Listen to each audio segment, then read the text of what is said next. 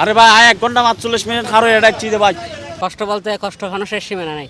এখন কি সরকারে বলতেছে যে তেল এখন মজুদ আছে, আমরা পেট্রোল পাম্পে গেলে বলতে মজুদ নেই। পুরা টাঙ্কি ভাই, তাইলে তার কোনো কথাই নেই। সোনার হরিণ এগুলোর সমাধান একটাই, সিন্ডিকেট মুক্ত করতে হবে। দাঁড়িয়ে আছি রোদের মধ্যে, অনেক কষ্ট পাচ্ছি দাঁড়িয়ে। 300 টাকা দিচ্ছে বলতেছে তেল, আমরা রাইড শেয়ার করে অনেক কষ্টের মধ্যে আছি তেল নিয়ে। দাঁড়াইছি প্রায় 11টা 50-এ। আমার প্রতিদিন আনোয়ারা থেকে আসা যাওয়া করা লাগে। আমার দৈনিক 1.8 লিটার তেল প্রয়োজন হয়। তারপর আমি কিছুদিন বাসে কিছুদিন বাকিভাবে মানে সামঞ্জস্য করে চলতেছে আর কি। আমরা দাঁড়াইছিলাম প্রায় 2 ঘন্টা প্লাস। আপনার আন্দরকিল্লা থেকে এখানে আসছি। আমার চাহিদা হচ্ছে যদি পুরা টাঙ্কি ভাই, তাইলে তার কোনো কথাই নেই। সোনার হরিণ আমি সব শেষ নিলাম আপনার 10 দিন হচ্ছে।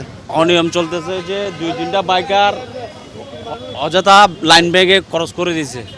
আমরা 1 ঘন্টা ৪৫ মিনিট দাঁড়াইছি, আমাদের আগের থেকে তেল নিয়ে নিচ্ছে এই বাইকগুলা। আরে ভাই 1 ঘন্টা ৪৫ মিনিট হারো এটা চিদে ভাই। জীবন যেখানে যেমন সেখানে তেমন, আমাদের তো বলার কিছু নাই। যুদ্ধ যখন লাগে গেছে, এখন আমাদের কিছু করার নাই, এটাই বাস্তব। কষ্ট বলতে কষ্ট এখনো শেষ সীমানা নাই। 2 ঘন্টা ধরে এই আপনার এই কি বলে এটা আন্দরকিল্লা থেকে আসলাম আর কি, এই পর্যন্ত এখানে আইলাম। এখন 12টা, 8:30টায় লাইন দিছি, এখনও পর্যন্ত লাইন পাইতেছি না। আসলে কিছু তো বলার নাই, এটা বাংলাদেশে যেটা হবে এটাই আর কি। আমাদের কিছু বললে কি হবে, না বললে কি হবে না, এটা তো যুদ্ধের কারণে হচ্ছে, কিন্তু এটা আমরা তো কিছু করতে পারবো না। দেশে যেই অবস্থা, আমাদের সেই অবস্থা হবে আর কি, আর তো কিছু করার নেই। আসলে ঘটনা হচ্ছে যে মনে করেন সব কিছু কিছু পাম্প বন্ধ, তেল পাওয়া যাচ্ছে না, যার কারণে গিয়ে মানুষ বেশি হয়রানি হচ্ছে। সমস্যা হচ্ছে যে আপনার সব পাম্পে যদি একই নিয়ম যদি তেল থাকতো, তাহলে এই যে এত আমি যে 8:30 থেকে লাইন দিছি, এখন বর্তমানে বাঁচতেছে 12টা 6 মিনিট। তাহলে মনে করেন তারা বলছে যে পাম্পে নাকি তেল নাই, 10টার দিকে করছে। তারা যদি 8টার দিকে বা 7টার দিকে যদি পাম্পটা যদি ক্লিয়ার করতো, তাহলে এই যে ভোগান্তিটা মানুষের হইতো না। কথাটা বুঝতে পারছেন? যার কারণে ওদের কারণে আমরা কষ্ট পাইতেছি। এই যে মনে হয় সর্বতলে ফার্ম আছে, অনেক ফার্ম আছে, যে তারা ঠিকমতো তেল দিচ্ছে না। আর তাও তেল দিলে কেউ বলে যে 1 লিটার নাও, কেউ বলে যে থাকলেও তেল নাই। যেমন রাস্তার মাথা, আমি রিকোয়েস্ট করার পরে আমাকে রাস্তার মাথা বলতেছে যে এখন দেবো না। কেন দেবে না? তোমরা তেল অলরেডি এখন আসছে, তোমরা তেলটা দিয়ে দাও। তো অনেকক্ষণ পর ম্যানেজার তারপর কী করছে, এই বসে তাকে ঠিক আছে 200 টাকার নাও। তো আমি বলছি 200 টাকার নেবো কেন, 2 লিটার দেন, আপনি আমাদেরকে 2 লিটার দেন।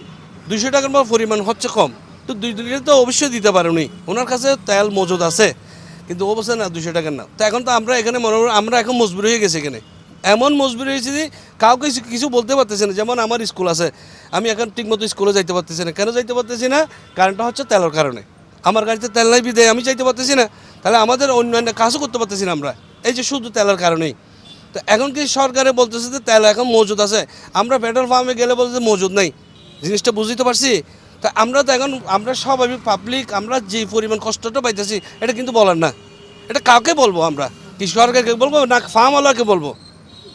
কথাটা আমরা কাউরে বুঝাইতে পারতেছি না।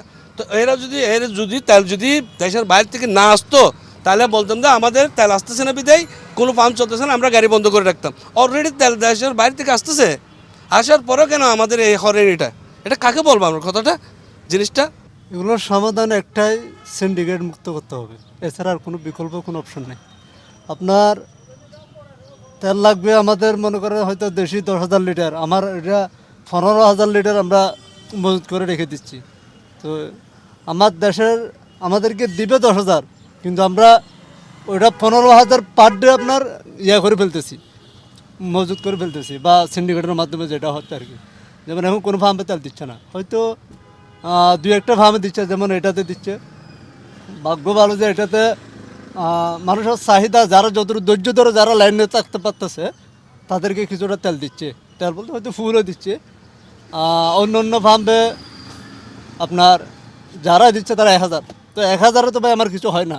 আমি সকালে বের হলে আমার 20 লিটার তেল লাগবে, কারণ আমার সিটিভিতে যে ডিউটি থাকে। তো এটা আমার বেলায় না, এটা সবার বেলায় অন্তত 20 লিটার তেল সবারই লাগে, বেশার কম যাদের ডিউটি মোটামুটি আছে। আর যাদের বেশি ডিউটি তাদের তো এটার হয়তো কারো ফুল ট্যাঙ্কও লাগতে পারে। যেমন আমি যদি এখন যদি ঢাকা যেতে চাই, তাহলে আমার তেল না আমি কীভাবে যাবো? আমি যদি কক্সবাজার যেতে চাই, আমার তো তেল না, আমি কক্সবাজার যাবো কীভাবে?